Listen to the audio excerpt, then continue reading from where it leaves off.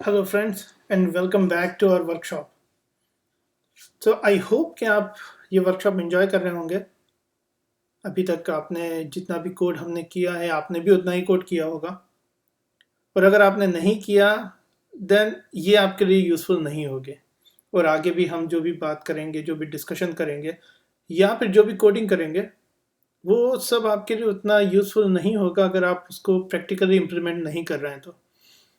So my request, तो जो भी मोबाइल फ़ोन पर ये वीडियो देख रहे हैं, प्लीज़ मोबाइल फ़ोन पर नहीं, अपने पीसी पर या अपने लैपटॉप पर देखिए और साथ में कोड कीजिए। आई एम टेलिंग यू, आपको लगेगा कि आप पहले चेक करते हैं कि वीडियो कैसा है, अच्छा होगा तो हम आगे जाके देखेंगे या इम्प्लीमेंट करेंगे, नहीं तो छोड़ देंगे।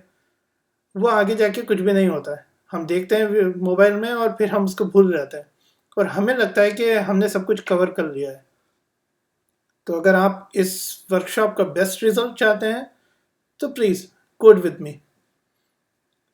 तो एक बार हम देखते हैं कि हमने अभी तक क्या क्या किया है। मैं पूरा रिकैप नहीं करूँगा, फुल रिकैप मैं इस वीडियो के एंड में करूँगा, और तब हम देखेंगे कि अगर किसी को कुछ प्रॉब्लम भी हुई है तो वो फिर से कैचअप कर सकता है।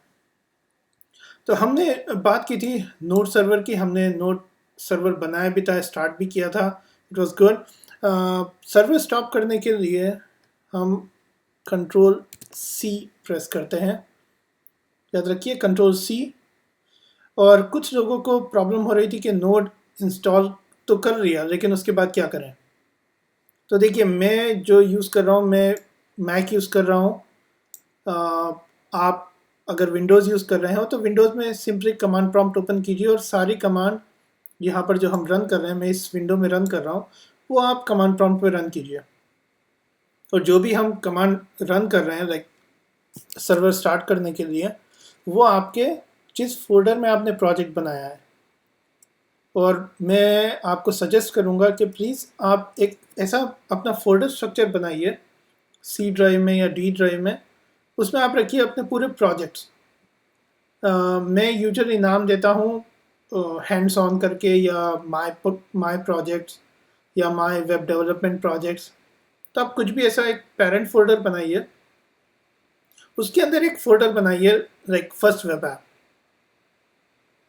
अब जब आपका ये वर्कशॉप कंप्लीट हो गया, अब आप नेक्स्ट कुछ ट्राई करना चाहते हैं तो आप उसी प्रोजेक्ट्स के फोल्डर में एक और बनाइए। तो उससे क्या होगा, आपके सारे प्रोजेक्ट्स एक जगह पर रहेंगे। So this is my suggestion.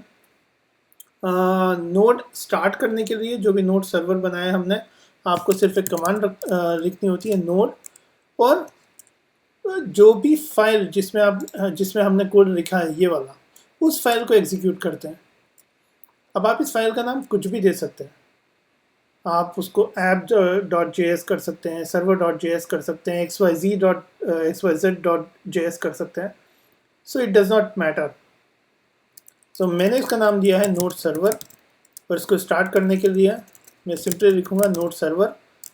आप अगर नोड सर्वर लिखते हैं तो भी वर्क करेगा, नोड सर्वर डॉट JS लिखते हैं तो भी वर्क करेगा। देखिए, सो इट इज़ सिंपल। इस मॉड्यूल में जो हम बात करेंगे, इस वीडियो में मैं बात करूंगा कुछ इम्पॉर्टेंट कंसेप्ट्स, और वो इम्पॉर्टेंट कंसेप्ट्स हैं will discuss about head tag, और उसके साथ हम लोग डिस्कस करेंगे cross browser cross browser compatibility. और क्रॉस ब्राउज़र कॉम्पेटेबिलिटी क्या होता है ये मैं आपको अभी बताता हूँ, जस्ट इन अ मिनट। उसके पहले हम जैसे एक बहुत सिंपल सा कॉन्सेप्ट, बहुत सिंपल सी चीज़ देखते हैं, हाउ टू कमेंट। कमेंट करने के लिए ये एक सिंपल सा कोड होता है। आपने अगर जावास्क्रिप्ट, सी और हर जगह हर लैंग्वेज का एक अलग सिंटैक्स होता है कमेंटिंग के लिए। HTML का ये सिंटैक्स है, क्योंकि टैग्स हैं तो टैग्स ओपन एंड क्लोज, उसके बाद एक्सक्लेमेशन मार्क एंड 2 हाइफन्स, और ये क्लोज होता है 2 hyphens and closing angular bracket.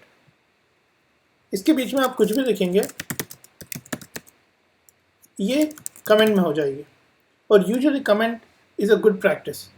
Comment हम इसलिए देते हैं ताकि हमारे जो भी फेलो डेवलपर्स हैं या फिर जो भी हमारे बाद सपोर्ट करने वाला है उस प्रोजेक्ट को, उसको कुछ इन्फॉर्मेशन मिल जाए। कमेंट इसलिए भी अच्छा रहता है कि आपने अगर कोई प्रोजेक्ट बनाया है, कोई वेब ऐप बनाई है और उसके बाद आप 6 मंथ या 1 ईयर के बाद उसको ओपन करते हैं, तो आपको भी समझ में आ जाए कि अच्छा आपने क्या बनाया था उस वक्त। क्योंकि कई बार हम कुछ लॉजिकल थिंग्स करते हैं और हमें बाद में याद नहीं रहता कि हमने कैसे किया, और ये तभी होता है जब हम हमारा जो भी वेब ऐप, जो भी एप्लीकेशन पर हम काम कर रहे हैं, वो थोड़ी थोड़ी धीरे धीरे बड़ी हो जाती है। तो so it's a good practice. और मैंने ये कमेंट का इसलिए भी बताया क्योंकि जो हम डिस्कस करने वाले हैं क्रॉस ब्राउज़र, मैं लिख देता हूँ, cross browser compatibility. Okay, cross browser compatibility क्या होती है कि हमारा जो भी कोड हम लिख रहे हैं वो सारे ब्राउज़र में प्रॉपरली वर्क करना चाहिए। अब एक बात नोट करने की है कि सारे ब्राउज़र्स का कोड सेम नहीं होता। अब हमारे पास क्रोम है जो हम अभी यहाँ पर यूज़ कर रहे हैं।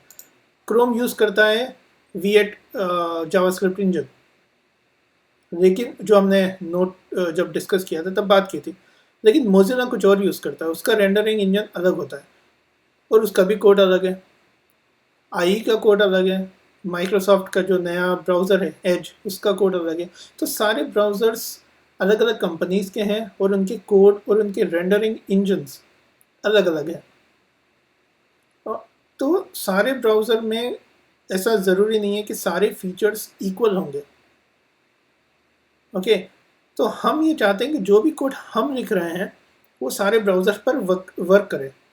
पर ऐसा हो सकता है कि हम हमारे जो अभी ब्राउज़र यूज़ कर रहे हैं वो काफ़ी एडवांस है, मॉडर्न ब्राउज़र है, लेकिन जो एप्लीकेशन आप बना रहे हैं और आपका जो कस्टमर है वो किसी पुराने ब्राउज़र को यूज़ कर रहा है।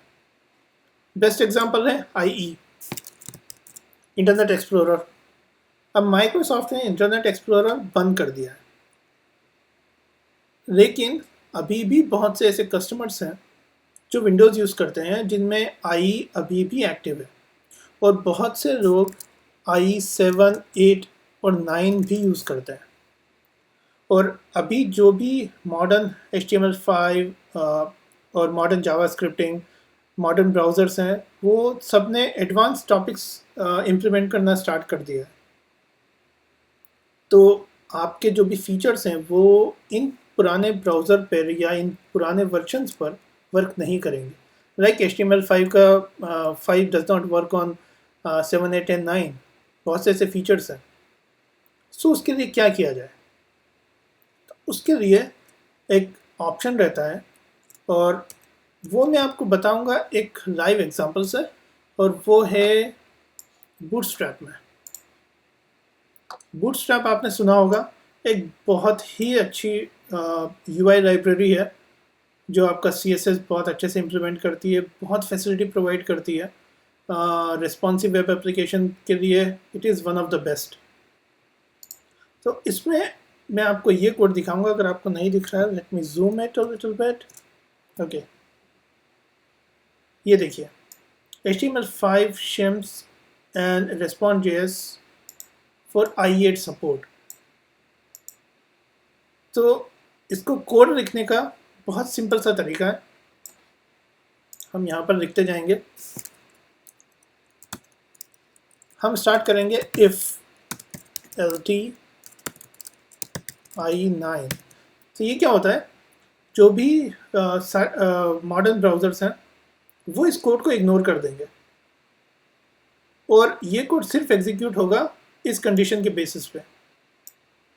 तो क्या होता है कि इनको बोलते हैं HTML shim, you can see it here। सो ये shim रहता है, it is kind of A replacement. तो जो फीचर्स आप इम्प्लीमेंट कर रहे हैं और वो फीचर अगर पुराने ब्राउज़र में सपोर्ट नहीं कर रहा है तो वो एक shim प्रोवाइड कर देता है, एक रिप्लेसमेंट, और वो रिप्लेसमेंट ये स्क्रिप्ट से एग्जीक्यूट होता है। तो हम क्या करेंगे, हम ये वाली स्क्रिप्ट कॉपी करेंगे, सॉरी,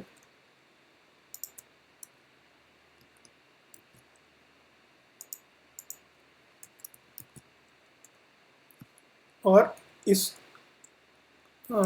ये जो इफ लिखा है हमने, इसको एंड करेंगे। तो ये एंड होता है इस तरह से, एंड इफ एंड सिंपली। तो क्या होता है, जब ये कोड एग्जीक्यूट होगा, ये फाइल अगर आई फॉर एग्जांपल अगर मैं i8 यूज़ कर रहा हूँ, तो ये जब एग्जीक्यूट होगा then it will come here, आपका ब्राउज़र देखेगा, ये चेक करेगा, okay, and it will check the version, okay I am i8, या then I need to run this. लेकिन अगर वो i10 है फॉर एग्जांपल, तो वो इसको इग्नोर कर देगा। अगर कोई और ब्राउज़र है वो भी इसको इग्नोर कर देगा। तो ये फैसिलिटीज़ प्रोवाइड की हैं ताकि आपका कोड कहीं भी ब्रेक नहीं हो, आपकी वेबसाइट जिस तरह से आप डिस्प्ले करना चाहते हैं वो वैसे ही डिस्प्ले हो। नहीं तो हो सकता है अगर हमने कुछ स्पेशल फीचर यूज़ किया, या फॉर एग्जांपल हमने बूटस्ट्रैप यूज़ किया हमारे इस प्रोजेक्ट में, और आपका कोई कस्टमर है जो ये प्रोजेक्ट यूज़ करना चाह रहा है, ये वेबसाइट यूज़ करना चाह रहा है, और वो i7 में देख रहा है, तो उसको एटलीस्ट कुछ प्रॉपरली विजिबल कोड दिखेगा, सॉरी प्रॉपरली विजिबल वेबसाइट दिखेगी। Okay, so this is very important in terms of आप अपने कस्टमर को देख रहे हैं, अपने कस्टमर को समझ रहे हैं। So please remember this is called shim, HTML5 shim. और इसी तरह से एक और चीज़ होती है पॉलीफिल, जो जावास्क्रिप्ट के लिए यूज़ होती है, वो भी वही काम करती है। सो शिम एंड पॉलीफिल आर बहुत ही इंटरचेंजेबल टर्म्स है जो एक दूसरे के लिए यूज़ करते हैं। Okay, so this thing was about HTML शिम और क्रॉस ब्राउज़र compatibility। अब हम एक और चीज़ डिस्कस करते हैं, हेड टैग। अगर आपको याद हो, जब हम ये HTML लिख रहे थे तब मैंने बताया था कि विल डिस्कस दिस लेटर, तो अभी डिस्कस करते हैं। हेड टैग में जो एक इम्पॉर्टेंट रहता है वो तो है टाइटल, जो आपको यहाँ पर टैब में या आपके ब्राउज़र विंडो पर दिखेगा। इसके अलावा कुछ और इम्पॉर्टेंट टैग होता है। One of them is link, जो रहता है आपके स्टाइल शीट का रेफरेंस देने के लिए। जब हम आगे CSS करेंगे तब हम इसको डिस्कस करेंगे। और एक और होता है मेटा टैग। तो मेटा टैग, मेटा का मीनिंग रहता है कुछ extra information, like Meta data. So it is the short form of metadata। और metadata का मीनिंग होता है कुछ एक्स्ट्रा इन्फॉर्मेशन जो आप प्रोवाइड करना चाहते हैं। और ये टैग बहुत हैंडी होता है अगर आपको अपनी वेबसाइट पे आपको अपनी वेबसाइट पर SEO करना है, like search engine optimization, SEO। Okay, so उसके लिए आपको कुछ ऐसे एट्रीब्यूट्स दिए रहते हैं। Okay, you can understand search engine optimization. So और हम इसका रेफरेंस देखेंगे मेटा टैग का, हमारी बहुत ही ऑथेंटिक वेबसाइट जो मुझे बहुत पसंद है। This is MDN, Mozilla developer network. So please इस तरह की कुछ भी इंफॉर्मेशन हो आप किसी ऑथेंटिक सोर्स से ही कीजिए, and this is my trustworthy source. तो हम देख रहे हैं मेटा टैग। मेटा टैग में कुछ एक होता है कीवर्ड। सो मेटा टैग में आप दे सकते हैं कि क्या क्या कीवर्ड है जो आपकी वेबसाइट, आपकी वेब एप्लीकेशन वर्क कर रही है। तो आप इस तरह से दे सकते हैं सो दैट कि जो भी डिफरेंट ब्राउज़र जो सर्च इंजन्स हैं उनके क्रॉलर्स होते हैं, दे कीप ऑन चेकिंग कि कौन सी नई वेबसाइट आई है और कौन सी वेबसाइट किस टॉपिक पर है, सो दैट वो लोग उसको सर्च रिजल्ट में लिस्टिंग कर सकें। से फॉर एग्जांपल mysearchy.com है। अब mysearchy.com को मैं ये चाहता हूँ कि जब भी गूगल सर्च कर रहा हो हिंदी में ट्यूटोरियल्स या free videos, technical education, all that, तो वो mysearchy.com को भी लिस्ट करे। उसके लिए मुझे SEO का नॉलेज होना ज़रूरी है। और उसमें मेटा टैग बहुत हैंडी होगा। पूरी इन्फॉर्मेशन यहाँ पर दी हुई है कि आप क्या देना चाहते हैं कीवर्ड में। इसके अलावा एक और चीज़ होती है जो हमने अभी यहाँ बूटस्ट्रैप में देखी थी। ये देखिए मेटा कैर, तो ये क्या क्या कैर सेट यूज़ करना चाह रहा है, ये इम्पॉर्टेंट। एक और इसका मीनिंग होता है make this code compatible to I edge, यानी कि जब भी आप अगर आई में अगर ये आपके पास लाइन लिखी है, मैं इसको कॉपी करता हूँ यहाँ पर पेस्ट कर देता हूँ। ओके, तो इससे क्या होगा, जब भी आप आपकी वेब एप्लीकेशन आप आई में ओपन करेंगे तो वो जो डॉक्यूमेंट टाइप है वो एज ए एज यूज़ करेगा। अब अगर आपने डेवलपर टूल यूज़ किया है कभी, तो आई में एक फैसिलिटी होती है जिसके थ्रू आप डॉक्यूमेंट टाइप चेंज कर सकते हैं। डॉक्यूमेंट टाइप मतलब आपका आई का वर्जन है 11 फॉर एग्जांपल, और आप चाहते हैं कि मैं अपनी वेबसाइट को चेक करूं i9 में, तो आप वो कैसे कर सकते हैं।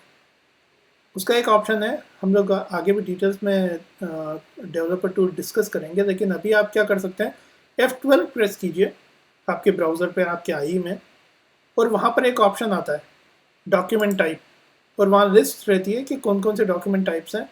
वो पूरी लिस्ट होगी i7, i8, i9, i10, i11, as, like that. तो आप किसी भी वर्जन पर जा सकते हैं।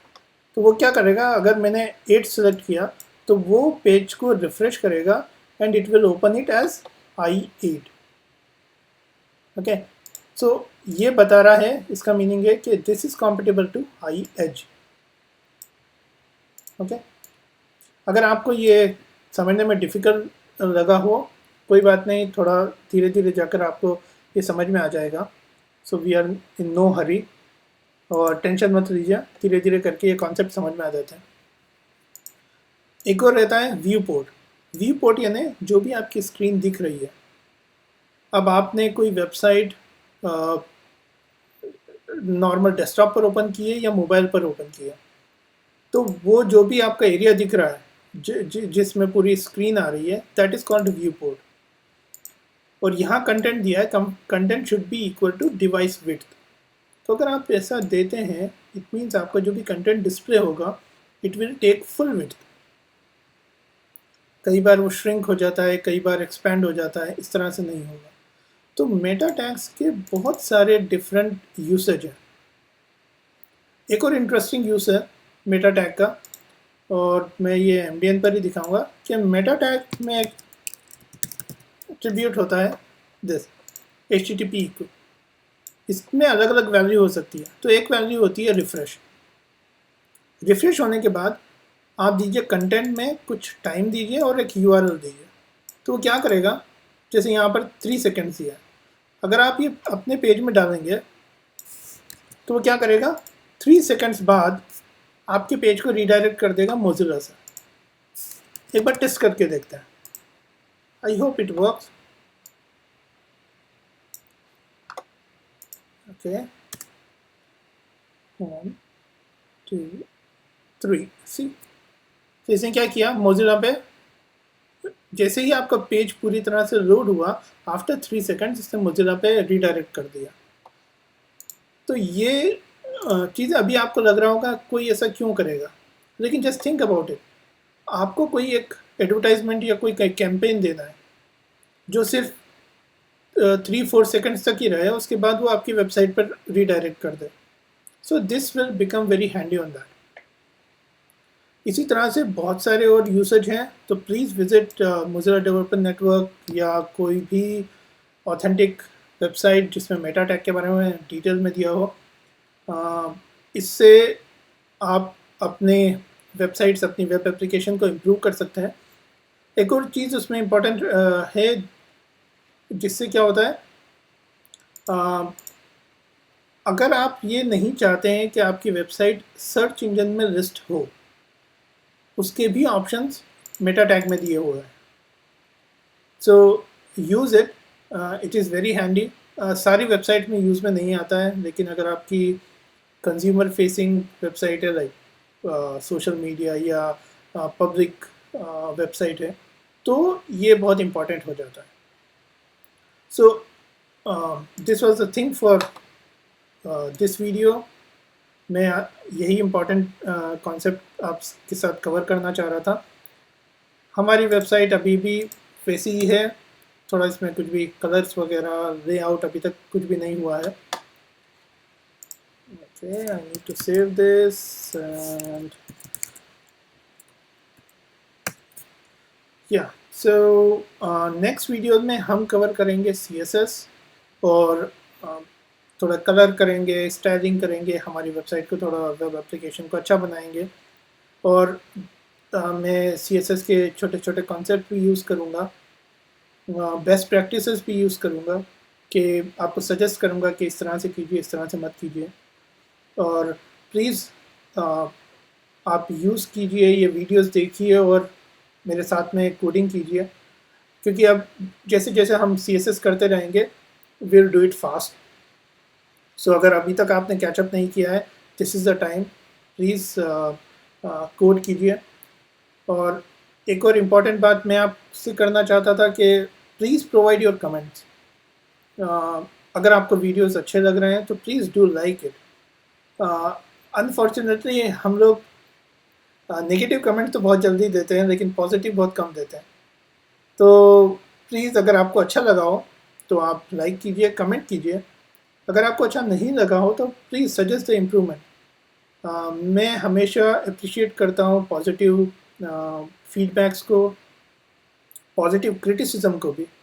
तो अगर आपको लग रहा है कि हाँ कुछ इम्प्रूवमेंट किया जा सकता है, please feel free to comment, feel free to reach me out. अगर आपके पास कुछ क्वेश्चन है वेब डेवलपमेंट से रिलेटेड, आपके करियर से related, I will be happy to answer. So I will see you in the next video. Please keep visiting mysurgery.com. Please do code and please provide your feedback. So thank you so much, and I will see you very soon. Thank you.